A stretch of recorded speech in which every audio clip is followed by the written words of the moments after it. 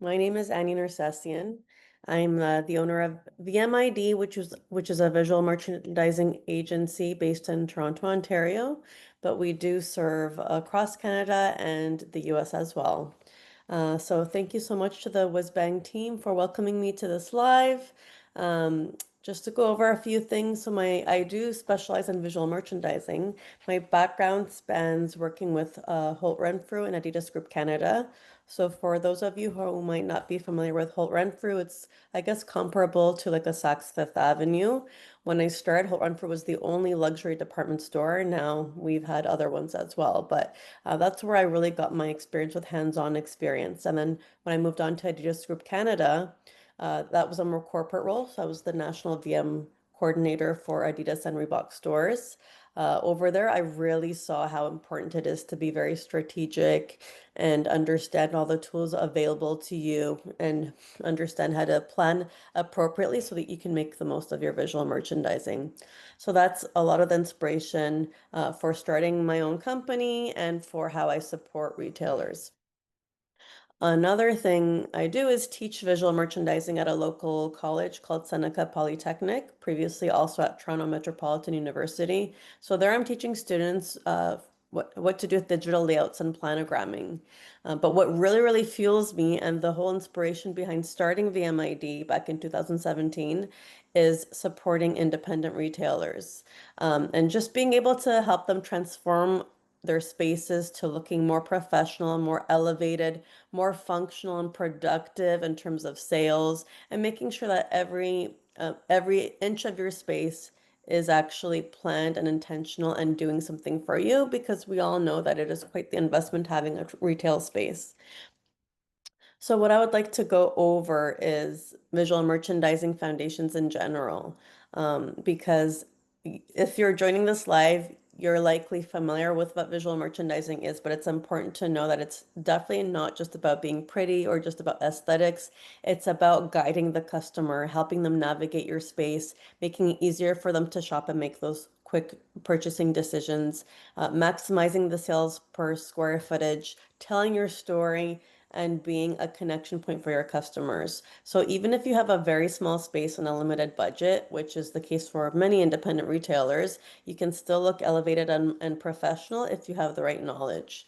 Um, Visual merchandising affects your traffic, your conversion rates, how many items people are purchasing, your average ticket price, your average transaction value. All of that is really important to know so you understand how to be proactive and reactive as well. So speaking of pretty, I would like to share my screen and show you some examples of finished work.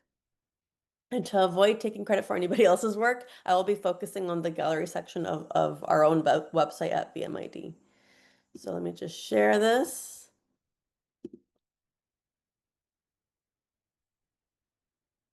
Okay, so if you go to the gallery section, what I would like to point out before even clicking to individual retailers, just in a nutshell, you could see many different projects. And what you will see is that there's a lot of difference in terms of style, product range, and basically strategy, brand image, because all of these clients were very different from each other. So what's very common is with visual merchandising to think about the results basically. Because when we think about visual merchandising, we think of the hands-on labor. And for these projects, we did provide the hands-on labor, and it's very important to work with skilled talent, of course. But sometimes the reality is we just can't afford that skilled talent. So that means taking on those skills internally. So again, it's important to know how to do it, but not just the hands-on portion. None of this would mean anything and all of it would look exactly the same if we didn't do the pre-planning and designing and strategizing beforehand. So that's a nutshell of finished projects. But what's important basically is to talk about how we end up with these results and how do we know that this is the right fit for the retailer. We're going to talk about foundational knowledge.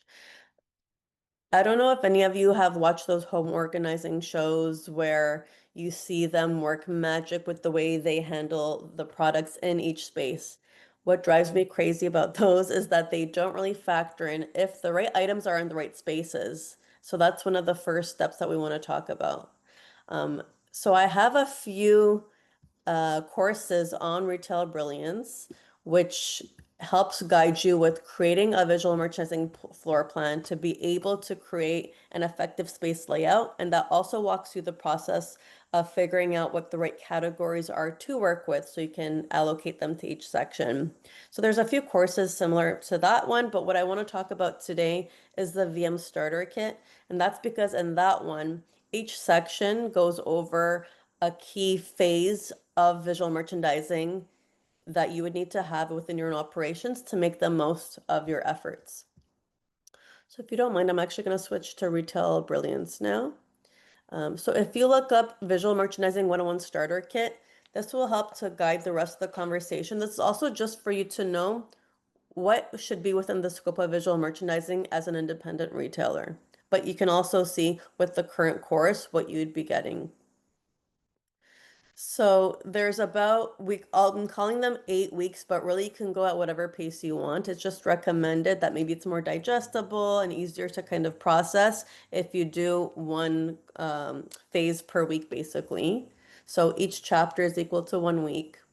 So in week one, we're going over what is visual merchandising, again, to go over everything that it does, everything that it means, so that we're not just focused on the end result and looking pretty. Each week or chapter will have an intro video to talk about what it is to come, as well as content. So with the What is VM section, you would have a presentation going over what is visual merchandising. So that helps to set the right mindset from the beginning. Next is space planning, which in my opinion is a highly underrated phase of visual merchandising, but it's my favorite and it's very, very critical. So again, this is the how to create a space plan phase where you are working with your current floor plan and you're allocating your categories, and it walks you through how to get to the key categories and all the principles to consider so that you are creating an effective space plan. So for this, there is an intro video, but then you have guidelines to walk you through how to do it. Week 3 will tell you how to merchandise, again, an intro video to talk about it, as well as a presentation to watch. So whenever you have something like this, that it's talking about something tactical, but there's a presentation to watch, I recommend watch it all and then go back and practice it throughout the week before you get to the next stage. Because you can very well sit and listen to something, but you won't learn as much as when you actually get it into practice. So even if it's not perfect, just start putting things into place that you learned from the content so that it's absorbed in you. The next is designing displays to sell. So very commonly, we know that the displays are part of visual merchandising.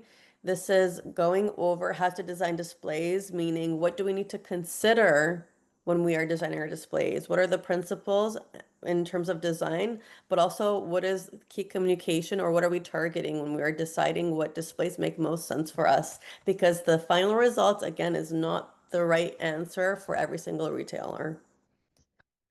Then what's important to note is all of this actually working for us? So in this section, you'll have the intro video, and then you'll have a presentation going over analyzing VM success. So going over what are KPIs, what are the KPIs to track, and how can we use them to reveal to us what is going well, what could be better. And you'll also have a tool here, which is called the sales floor allocation. And this actually includes a calculator, a guide on how to use it, as well as a decision-making matrix. So basically, this is going to help you figure out if each proportion of each category that you're placing on your floor plan is actually what's best for you, or do we need to condense or expand based on how it's producing for you and how to get to that results, basically, how to figure that out. Then all of this is wonderful and great, but if you only do it once and just let it be, as we know, it's gonna look like you never did anything once customers start shopping. It's gonna turn into a tornado. So it's very important to also understand how to maintain and unveil where you can make more efforts. So in this lesson, you will have maintenance tools. So again, intro video, and then you'll have maintenance and auditing tools, which will include, if it can let me double click on this, let me see. This is sort of the back end I'm showing you, but I'll have a self-assessment PDF where you can click where you're feeling sore points, and it'll unveil results based on where you need to put your focus to achieve better results in your space. There's a competitor comparison too. So for that, there's forms to consider when you're comparing yourself to your competitors to see where you do have opportunities to elevate things and to improve. And there's a daily, weekly VM checklist because if you want to build healthy habits, it's always best to make it easy for yourself, for your team. So those are checklists where you want to go over your store every day or every week to make sure that your standards are up to par. When you're in the same space every day, you stop noticing things. So it's good to have those reminders.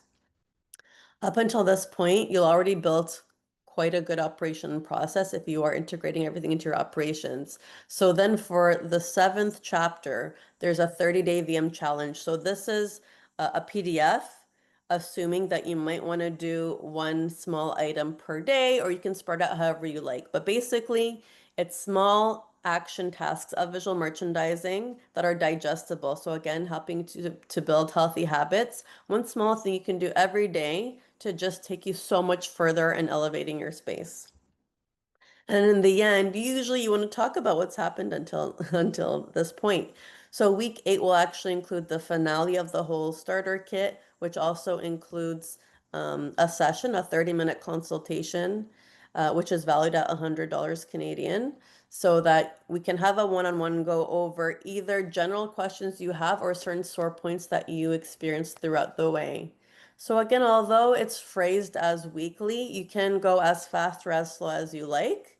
But it is a good idea to go through the week and then get it into practice so that you do unveil where you are struggling or where you might have those questions and just understand it a little further before moving on to the next phase. I don't know if this is a good point for any questions.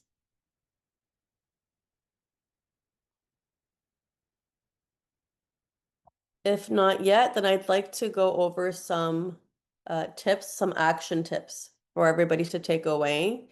And it's basically unveiling where you at and where you want to go.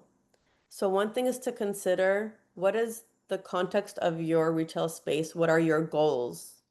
Consider, let's say you're using ChatGPT, you're like, hey, ChatGPT, how can I make my store better? That's not enough information for it to be able to tell you anything. So same way that ChatGPT doesn't know, you doing your planning, that's not enough context either. So when you do your planning, you want to consider, who are you? What's your brand image? Who are you speaking to? When are you speaking to them? What do you need to tell them? What's the most relevant information right now in the context of the location, the timing? Is this a reaction to how things are going, or you want to be proactive because you're anticipating where things are going? Another thing to consider is, where are you right now in terms of visual merchandising health? So one easy way to check again is to see similar retailers and just take a look at them with a fresh set of eyes. See where you think they may be winning or where are winning. And it's also a good idea to get other people to also kind of compare you. That is a part of the competitor analysis, that is a part of the VM starter kit. But it's always a good idea when you're not sure how things are really going to just see things with a fresh set of eyes by going outside of your space and looking at other similar spaces. It's really easy to just say, make sure your store is tidy, which is super, super important, dust free, folds are all nice and clean, but really that's the polishing phase. That's the very end. And it's very easy to see all sorts of YouTube videos or TikToks to see how to do those things. But it's just really critical to understand everything is about context. So you really want to get into the planning and designing phase early on so that you are targeting those key dates for your store and meeting your clients where you need them and making the most of your efforts so you're not just chasing things all the time. And for every step that you do, actually gets more of a return. So there's a lot of different ways to gain further tips. There's a lot of blogs out there and Pinterest for inspiration. Again, that doesn't mean that everything is right for you. Everything's in context, but it is a good place to start. Um, I do welcome you to check out our monthly blogs as well, which if you sign up for the newsletter, you'll also get it every month, including VM tips and key retail information that you would need per that month. We can also keep in touch via Instagram and LinkedIn, where you'll see more tips and tricks and topics to do with visual merchandising. But I do recommend, however, and wherever you go to for this information, just keep it a part of your operations to get that inspiration to think about the calendar year when it comes to when you're doing visual merchandising versus when you're actually executing, just so you are ahead of the game. And by building all these tools and things that are in the VM Starter Kit or by creating your own, the onboarding might feel a little bit overwhelming, but then you'll just be further along in how developed you are as a retailer. It also makes it much easier to manage a team or to be training other people to have these things in place. So I'll wait to see if there's any questions, but I do want to thank again the WizBang team for welcoming me for this. Thank you for the audience for joining. And please remember, your store deserves to look and sell as good as it really is. It doesn't need to take a huge budget. You just need to know the what, the why, and the how, and have the right tools in place. Thanks for coming on, Annie. Just one question. Where can they sign up for your blog? Is that on your website? It is. So if you go to vm-id.com, there is a blog section. Or if you join the newsletter, which is the monthly newsletter, it'll always have the most recent blog attached to that. Perfect. So if I'll I'm go still ahead and sharing put my that link in the screen, it's chat. just there. There you'll see all, but then if you scroll all the way down, you can sign up. If you go to the main page and go all the way down, then you can sign up here and you'll always receive the latest each month. Perfect. Thank you so much. I went ahead and put that link in the chat as well, everybody. So go ahead and check it out. And thank you so much for coming on today, Annie. Thank you so much, everyone. Have a wonderful day.